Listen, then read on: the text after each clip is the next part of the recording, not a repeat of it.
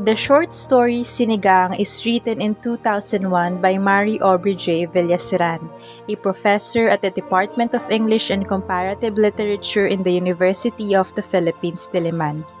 The story is about Liza, who narrates how she deals with the issue of her father having an affair with another woman and how it emotionally separates her from him. The story was started when Liza and Tita Loleng start their cooking on Sinigang.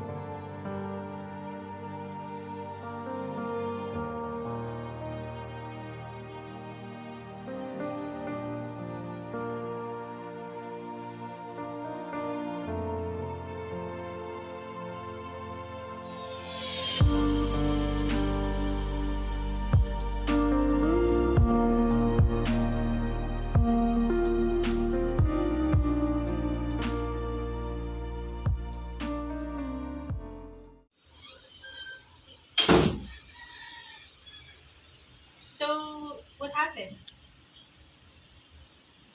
She had finally decided to ask the question. I had been wondering how long my tita Loleng could contain her curiosity. I continued to pick out tomatoes for the sinigang we were to have for dinner. I wasn't usually the one who assisted my aunt with the cooking. She preferred my younger sister, Meg, for I knew far less in this area, not having the aptitude or the interest. I guess for remembering recipes. Nothing much. We did what people usually do during funerals.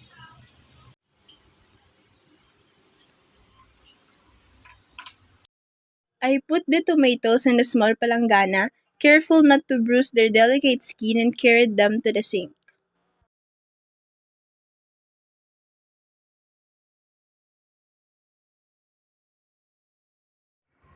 Did you meet her?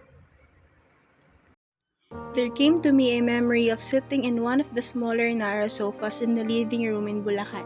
I faced a smooth white coffin whose corners bore gold-plated figures of cherubs framed by elaborate swirls resembling thick, curling vines. Two golden candelabras, each supporting 3 rows of high-weightage electric candles, flanked the coffin and served the white calachuchi and the funeral rites, causing the flowers to release more of their heady scent before they wilted prematurely. Through an open doorway, I could see into the next room where a few unfamiliar faces held murmured conversations above their coffee cups. Are you Lisa? Yes. I had answered that woman the same answer I now gave to Tita Loleng. Yes. I gently spilled out all the tomatoes into the bowl.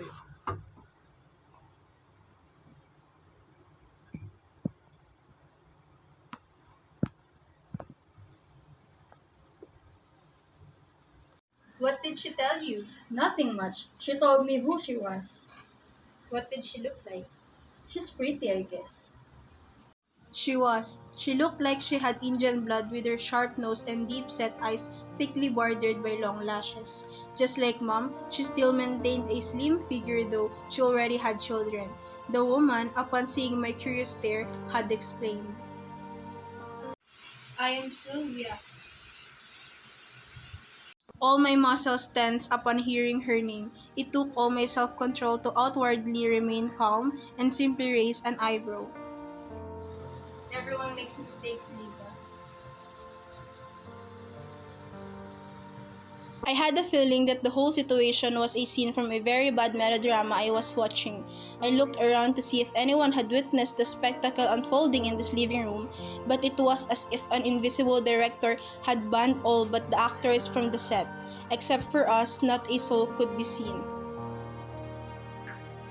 I wanted Sylvia to free my hand, so I nodded and pretended to understand.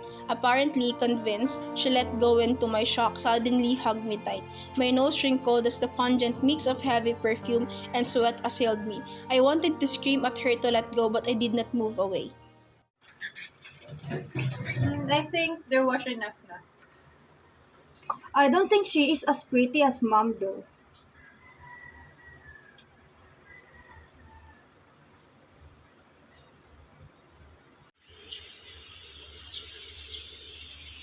When was your dad when she was talking to you?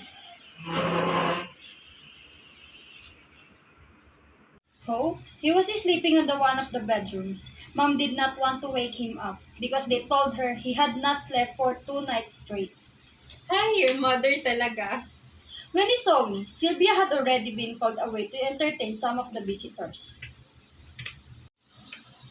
Was he surprised to see you? No? No choice did, huh? No. When my dad had come out of the room, I remembered sensing it immediately, the same way an animal instinctively perceives when it is in danger. I had been looking at the face of my dead half-brother, searching for any resemblance between us. Chemotherapy had sunk his cheeks and had made his hair fall out, but even in this condition, I could see how handsome he must have been before his treatment. His framed photograph atop the glass covering of the coffin confirmed this. Lem took after my father so much that Dad could never even hope to deny that he was his son. I, on the other hand, had taken after my mother. I knew my father was staring at me, but I refused to look at him. He approached and stood next to me. I remained silent. I am glad you came. Did you cry? No?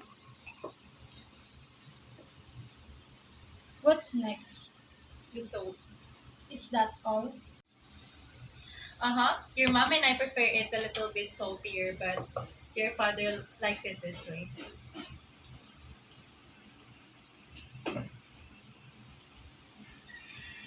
I finally turned to him. There was only one question I needed to ask. Why?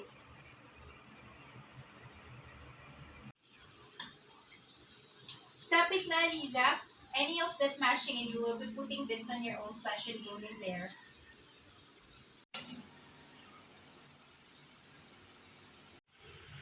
You go and finish off here.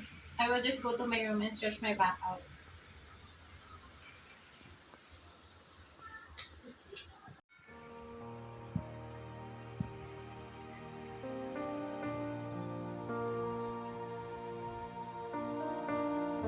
I'm sorry.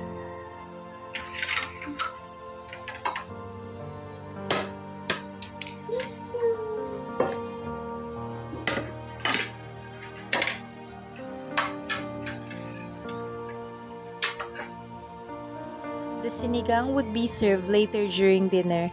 I pictured myself seated in my usual place beside my father, who is at the head of the table.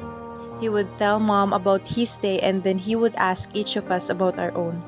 I would answer not in animated way I would have done when I was still young and his pet, but politely and without any rancor. Then, he would compliment me on the way I had cooked his favorite dish, and I would give him a smile that would never quite show, not even in my eyes.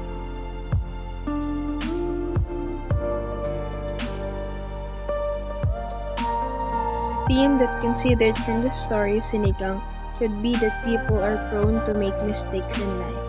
Some light mistakes, but oftentimes critical mistakes.